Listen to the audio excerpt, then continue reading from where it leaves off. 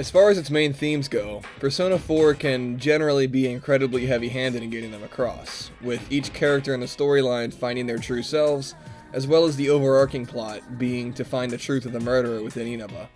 However, beyond its overt writing calling attention to the truth, the game does an excellent job of building that theme up throughout the entirety of its gameplay and story beats.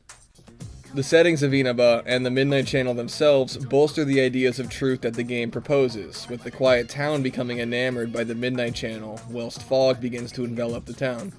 Izanami points out at the end of the game that the Midnight Channel was created for the sole purpose of providing humans with a false conception of reality that gives them some comfort. Her goal is to provide humanity with the world that they desire.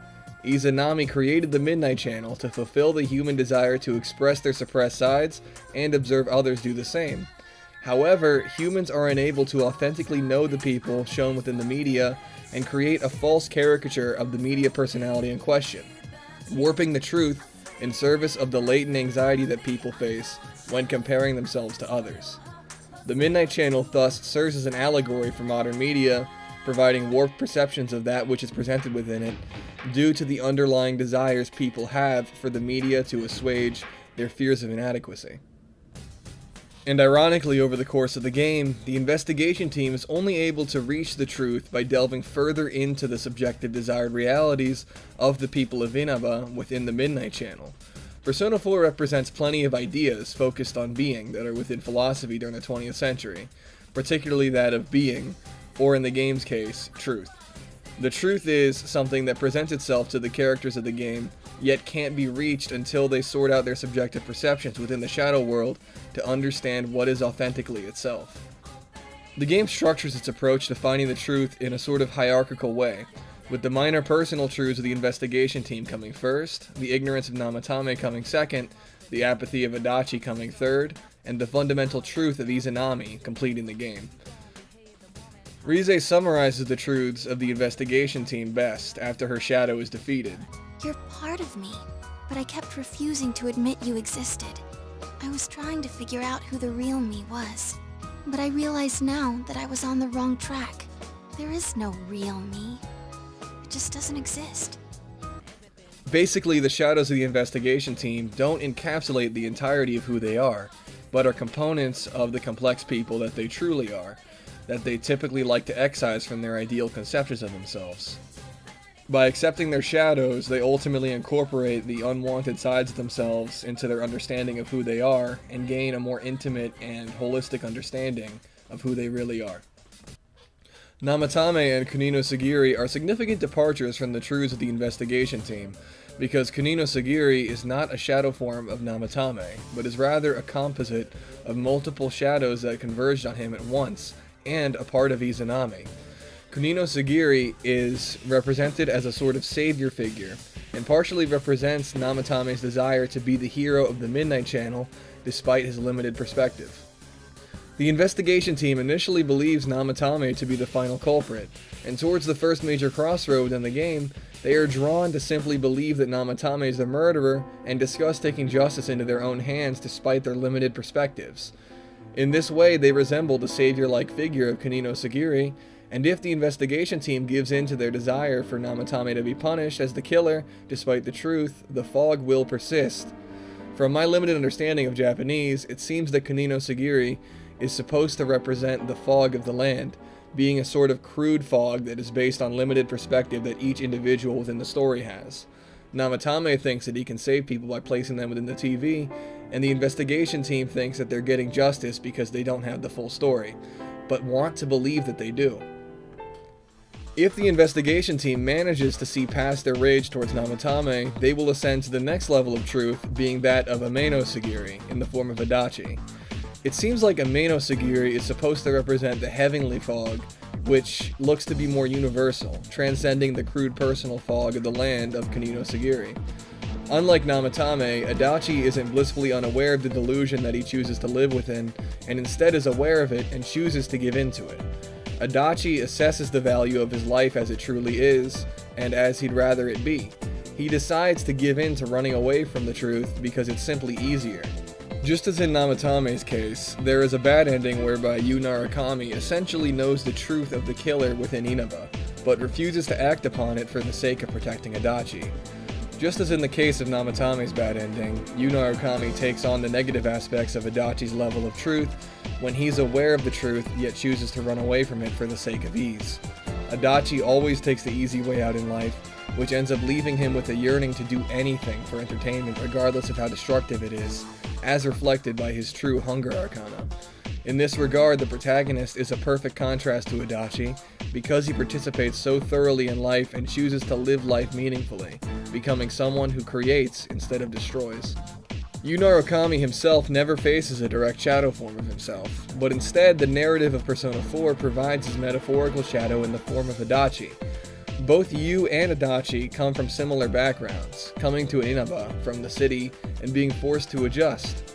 However, it's in the way that Yu and Adachi choose to deal with their situations that makes all the difference in the types of people they are. Throughout the entirety of the game, Yu will refine his personal skills and create bonds with the various residents of Inaba, both contributing to his power within the Shadow World. Meanwhile, Adachi over the course of the game rejects any opportunities he might have at forming bonds within Inaba, and simply stews within his own resentment. In the end, during their final confrontation, Yu is able to defeat Adachi and his resentment using the power of all the bonds he had built up during his time in Inaba. In defeating Adachi, the investigation team defeats the implicit desire that people might have to disassociate from reality because of its difficulty or its imperfect nature. Finally, Izanami no Okami herself serves as the ultimate creator of the fog that blights Inaba, as she is, attempting to create the world that humanity wishes to see. As such, Kunino Sagiri and Ameno Sagiri were both lower forms of this twisted force, all building up to the ultimate reveal that the fog of Inaba is a fundamental condition of humanity. As I explained at the start, all people have an implicit desire for the truth to be distorted so that they can protect their egos from harm. This exact concept can be found within the myth of Izanagi and Izanami. In the myth, the two gods gave form to the earth with a spear called Ameno no Hoko, and birthed plenty of gods until Izanami died, giving birth to the god of fire. Izanagi lamented the death of his wife and tried to retrieve her from the underworld. Izanami agreed to find a way out, but warned Izanagi to not look too closely upon her. Izanagi ended up lighting his comb on fire to create a torch and saw Izanami as the rotting corpse that she truly was within the land of the dead. Izanagi had an implicit desire to see his deceased wife as he remembered her, rather than how she really was. But once he saw the truth of her decrepit state, he ran from the underworld and sealed her away.